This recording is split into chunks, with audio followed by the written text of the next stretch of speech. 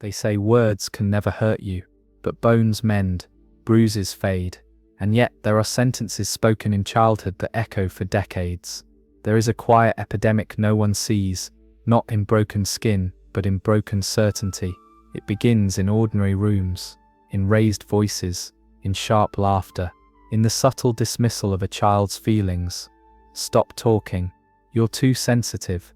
Why can't you be normal? What happens to a child who learns that their voice is inconvenient? What happens when silence becomes safer than expression? Some children do not grow loud, they grow careful. This is not a story about weakness. It is a story about adaptation, about how verbal abuse does not just wound, it reshapes. It erodes confidence slowly, like water wearing down stone. Tonight this reflection explores the hidden psychology of those who were silenced as children, and the invisible cost of surviving that silence. Let's begin. There is rarely a single moment, no dramatic thunderclap, no clear before and after. Silencing often begins quietly. A child speaks with excitement, describing a dream, a thought, a feeling, and is met not with curiosity, but irritation. Not now. That's stupid. Stop talking back. The room changes temperature. The child feels it instantly. Children are exquisitely sensitive to emotional weather. A sigh can feel like a storm. An eye roll can feel like exile. And when these responses repeat, something begins to form beneath the surface, a small invisible conclusion. My voice causes problems. At first the child tries harder. They explain more carefully. They speak more softly. They rehearse sentences in their mind before letting them out. But when correction turns to criticism, when guidance turns to humiliation, when mistakes are met with mockery instead of patience, the nervous system takes notes. Speaking becomes risky. Silence becomes protection. It does not matter whether the words were shouted or whispered, whether they were framed as discipline or concern. The body does not analyze intention. It responds to threat, and for a child, rejection is threat. The human brain is wired for belonging. In early years, belonging equals survival. If expression repeatedly leads to disapproval, the child learns a painful equation. To stay connected, I must shrink. So they do. They talk less at the dinner table. They stop raising their hand in class. They swallow opinions. They laugh at jokes that hurt, not because they lack thoughts, but because they are calculating safety. Some children are silenced loudly, through shouting, name-calling, or public embarrassment. Others are silenced subtly, through chronic interruption, comparison, or emotional withdrawal. Both leave marks. Verbal abuse does not always look like rage. Sometimes it looks like sarcasm, like constant correction, like I'm just being honest, like love wrapped in criticism. But repetition is powerful. When a developing mind hears, "You're too sensitive," often enough, sensitivity begins to feel shameful. When a child hears, "Why can't you be more like your sibling?" often enough, individuality begins to feel wrong. And so the first silence forms, not around the mouth, but around the self. A quiet distancing, a narrowing of expression, a careful editing of personality. The child is still there, the thoughts are still there, the emotions are still vivid and alive, but they are tucked away, like fragile glass hidden in a drawer. What looks like obedience may actually be fear. What looks like calm may actually be restraint. And over time, silence stops feeling like a strategy. It starts feeling like identity. I'm just quiet. I'm not good with words. I don't have much to say. But is that true, or was it learned? The first silence is not chosen. It is conditioned. It is shaped by environment, by tone, by repetition. It is the mind's elegant attempt to survive emotional unpredictability. And once it begins, it rarely stays confined to childhood. A child does not argue with reality. If the people who raise them say something often enough, it becomes truth. You're too dramatic. You never do anything right. You're embarrassing. At first, these words sting. Later, they settle. Children do not yet possess the cognitive distance to question authority. They cannot say, "That's your frustration speaking." They cannot separate mood from meaning. To a child, repeated language is not opinion. it is identity. And so the words begin to root. What was once an external voice slowly becomes internal narration. The criticism no longer needs to be spoken aloud, it replays automatically. Before speaking in a meeting there is a whisper, you'll say something stupid. Before expressing emotion in a relationship, another whisper, you're too much. Before trying something new, you'll fail anyway. This is how verbal abuse lingers, not as memory, but as mindset. Psychology calls this internalization, the process by which external messages become part of the self-concept. When exposure is chronic, the brain stops distinguishing between what was said and who I am. The developing mind is like wet cement. Words leave impressions, repetition hardens them, and here is the quiet tragedy. The child adapts not by rejecting the criticism, but by agreeing with it, because agreement feels safer than resistance. If the parent is always right, then the child must be wrong. If the authority figure is stable, then the child must be flawed. Blame turns inward. This inward turning protects attachment, it preserves the relationship, but it fractures confidence. The inner critic is born this way, not as arrogance or self-hatred, but as loyalty. Loyalty to the environment that shaped survival. Over time these internalized phrases lose their original voice. They sound like your own thoughts. They feel rational. They feel obvious. I'm just not confident. I've always been insecure. I'm naturally shy. But confidence is not a personality trait carved in stone. It is built, or eroded, by feedback. When a child receives encouragement, their inner voice becomes supportive. When a child receives chronic criticism, their inner voice becomes prosecutorial. And the most painful part, the adult may not even remember the specific moments anymore. The brain does not store every insult. It stores the emotional pattern, shame, embarrassment, tension. The body remembers the atmosphere, even when the words blur. Imagine carrying an invisible narrator, who questions every step, who edits every sentence before it leaves your mouth, who assumes rejection before it happens. How can confidence grow in soil like that? It cannot expand freely, it grows cautiously, if at all. And so the person who was silenced as a child does not only struggle with speaking, they struggle with believing they deserve to be heard. The damage was never just about words, it was about identity. The mind does not separate emotional pain from physical threat as cleanly as people imagine. To the brain, rejection can feel like danger, humiliation can feel like exposure, criticism can feel like attack. When a child is repeatedly shamed, mocked, or verbally diminished, the body responds the same way it would to any persistent threat. It prepares for survival. The stress response activates, heart rate shifts, muscles tighten, cortisol rises. In small doses, this system is protective. It helps a child react quickly to danger. But when verbal hostility becomes frequent, when home feels unpredictable, the nervous system adapts. It becomes vigilant.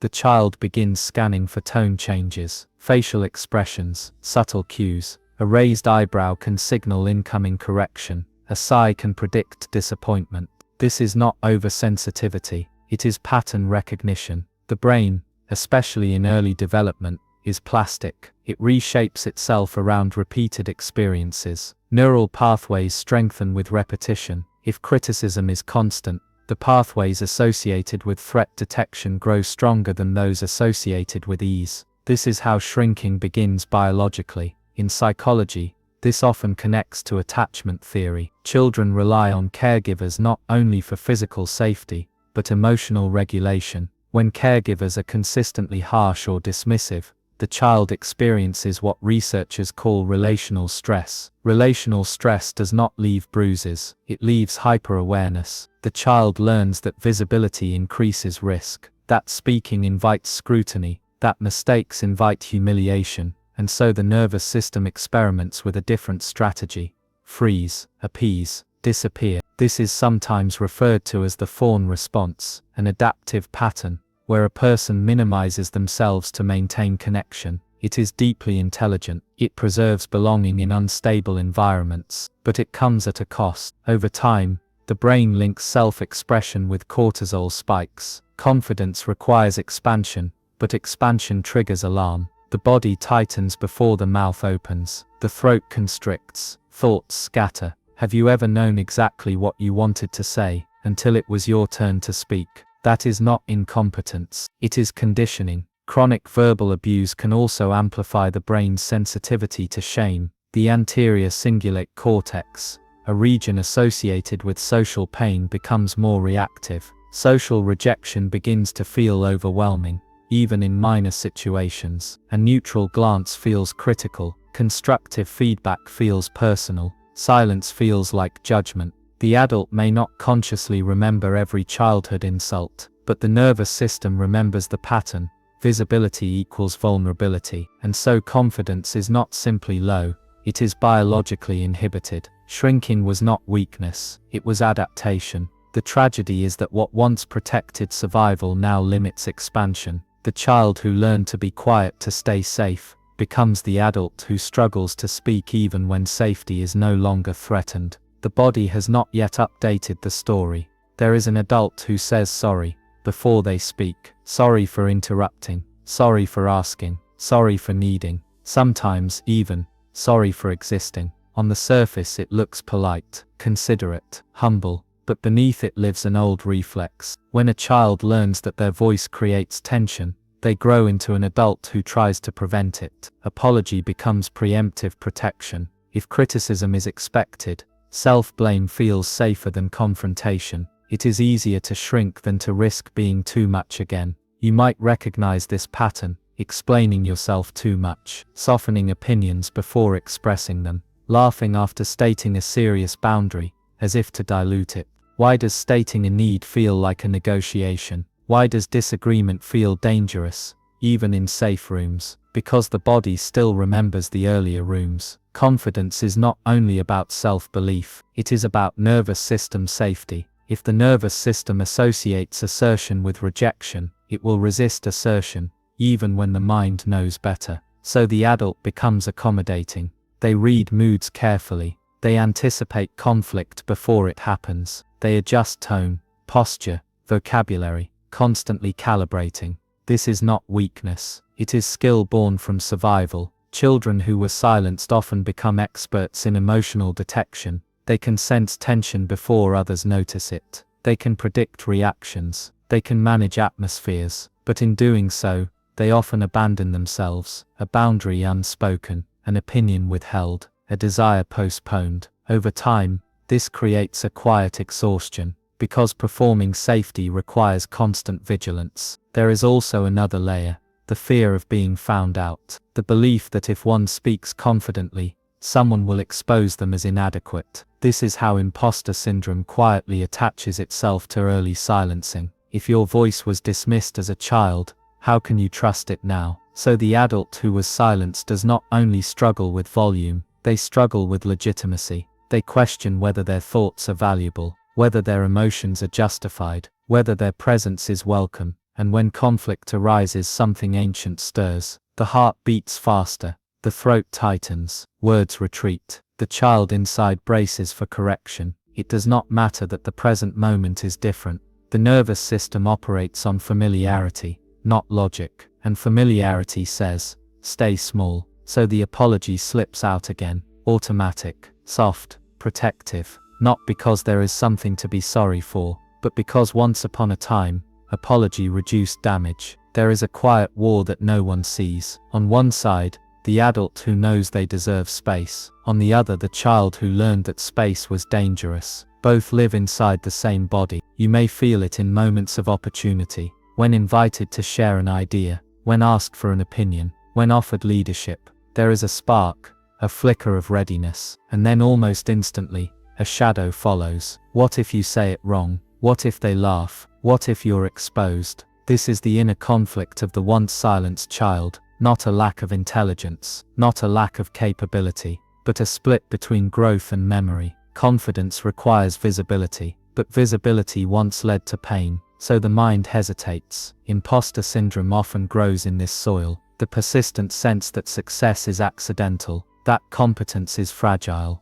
that sooner or later, someone will confirm the old narrative. You are not enough. Even praise can feel uncomfortable. Compliments may be deflected, achievements minimized, because accepting validation requires rewriting identity. and rewriting identity can feel disorienting. If you were told you were too loud, being expressive feels risky. If you were told you were not smart enough, succeeding feels suspicious. The internal dialogue becomes layered. One voice says, "Speak." Another whispers, "Stay quiet." One voice says, "You've grown." Another insists, "You haven't changed." This tension can create chronic anxiety. The body remains slightly braced, even in calm environments. Social situations feel evaluative. Authority figures trigger old nervousness. Even supportive feedback can activate fear. Why? Because the inner child does not measure reality by present evidence. It measures it by emotional memory.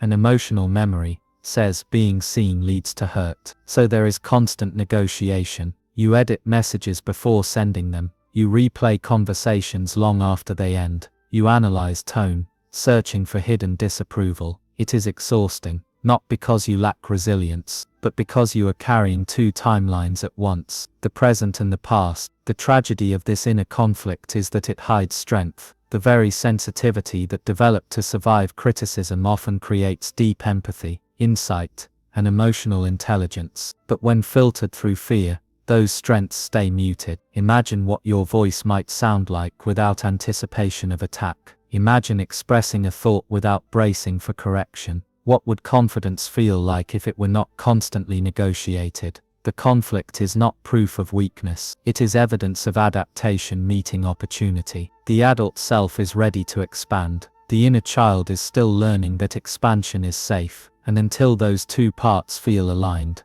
confidence will feel fragile, like glass carried carefully through crowded rooms. There comes a moment, not loud, not dramatic, when something shifts. It may happen during a conversation, or in the middle of reading a sentence that feels uncomfortably familiar, or perhaps in a quiet pause after over-apologizing again. A question arises. What if this was never who you were? What if this was what you had to become? The realization is subtle, but profound. Silence was not emptiness, it was strategy. The child who lowered their voice was not timid, they were observant. The child who avoided attention was not incapable, they were calculating safety. The child who agreed quickly was not weak, they were preserving connection. When seen through this lens, shame begins to loosen, because shame says, there is something wrong with me, but awareness says, there was something overwhelming around me. This distinction changes everything. For years the narrative may have sounded like this: I'm just not confident,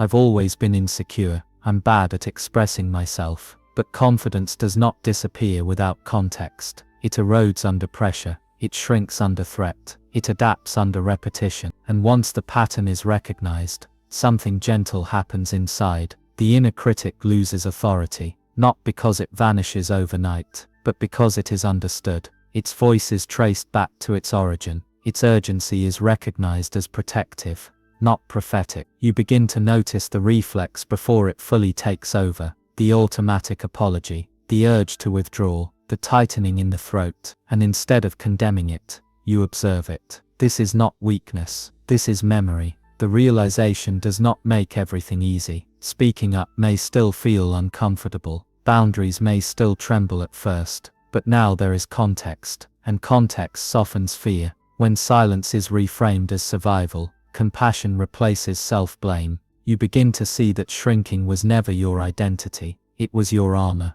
And armor, once necessary, can be set down slowly, not forcefully, not dramatically, but gently. The child inside does not need to be pushed into confidence. They need to be shown safety, and that safety begins with understanding. The quiet realization is not about becoming louder, it is about becoming kinder to the voice that once had to disappear. Reclaiming your voice does not begin with volume, it begins with permission. For someone who was silenced as a child, confidence can feel like a foreign language. Loud personalities may seem powerful, assertiveness may appear effortless in others, but true confidence is not noise, it is steadiness. It is the ability to say, "This is what I feel," without flinching inside, and that kind of steadiness is not built through pressure, it is built through safety. The nervous system does not respond well to force. Telling yourself to just be confident is like asking a frightened animal to sprint toward unfamiliar terrain. it tightens, it resists. But when safety increases, expansion follows naturally. Reclaiming the voice often starts in small, almost invisible ways. Holding eye contact a second longer. Not apologizing for a harmless preference. Letting a sentence end without rushing to soften it. These moments may seem insignificant, but to a nervous system trained to shrink, they are revolutionary. Because confidence is not the absence of fear, it is the decision to remain present despite it. The child who once learned to edit themselves is not erased. They are integrated. Their sensitivity becomes awareness. Their caution becomes discernment. Their empathy becomes connection. The difference now is choice. Silence is no longer automatic. It becomes intentional. There is also grief in this process. Grief for the years spent doubting yourself, for the ideas withheld, for the boundaries swallowed, for the parts of your personality that were folded away to fit into smaller spaces. But grief, when acknowledged, clears room. Confidence is often misunderstood as dominance, as charisma, as certainty without hesitation. But for someone who was silenced, confidence may look quieter. It may look like speaking even when your voice trembles. It may look like disagreeing without explaining yourself excessively. It may look like allowing yourself to take up emotional space. And slowly, the body begins to update its story. Visibility does not always lead to harm. Expression does not always lead to rejection. Each safe interaction rewires expectation. Each respectful conversation softens the old alarm. The erosion that once weakened confidence begins to reverse. Not instantly, but steadily. Like stone reshaped by patient water, identity transforms. Not into someone louder, but into someone grounded. And grounded confidence does not need to prove itself. It simply exists. There is a sound that returns slowly. It is not loud. It does not demand attention. It does not overpower the room. It is the sound of self-trust. For someone who was silenced as a child, this sound can feel unfamiliar at first, almost fragile, like testing an instrument long left untouched. You speak and wait, not for punishment, not for correction, but simply to notice what happens next. And sometimes, nothing terrible happens. No explosion, no humiliation, no withdrawal of love. Just space, and in that space, something new grows. Self-trust is not built on applause, it is built on internal permission. The permission to think without self-censorship, the permission to feel without embarrassment, the permission to exist without constant editing. It is the realization that your voice does not have to be perfect to be valid. For years, confidence may have been measured externally, by how others reacted. Approval meant safety. Silence meant relief, criticism meant danger, but self-trust shifts the center inward. Now the question becomes, does this feel true to me? Not will this upset someone, not will this make me look foolish, but is this honest? When honesty replaces fear as the guide, confidence stabilizes. It may still tremble occasionally. Old reflexes may still surface under stress, but they no longer define identity. You begin to notice that you are not as small as you once believed. Your thoughts have weight, your emotions have depth, your presence has impact, and perhaps the most healing realization of all, your silence was never proof of emptiness, it was proof of endurance. The child who once learned to survive through shrinking is still there, but now, they are not alone. They are accompanied by awareness, by understanding, by a growing sense of safety. The sound of self-trust is quiet at first, but it is steady. It does not shout. It does not apologize. It does not beg for permission. It simply says, I am here. If this reflection made you feel seen, if parts of this story felt uncomfortably familiar, if something quiet inside you softened while listening, then perhaps there is nothing wrong with you. Perhaps there never was. Being silenced in childhood can leave echoes that follow you into adulthood. Echoes of hesitation, of self-doubt, of apologizing too quickly. But those echoes are not your essence. They are adaptations. You were responding to your environment in the only way you knew how, and many others carry similar stories, quietly, in offices, in classrooms, in relationships. People who appear calm, but learned calmness as protection. People who appear agreeable, but learned agreement as safety. You are not alone in that. If you'd like to stay connected to reflections like this, a space where we gently explore the hidden corners of the human heart and the quiet patterns that shape us, you're welcome to remain here. And if you feel comfortable, you may share a thought in the comments, not because you have to, but because sometimes your words might help someone else feel less alone in theirs. There is no pressure, only presence.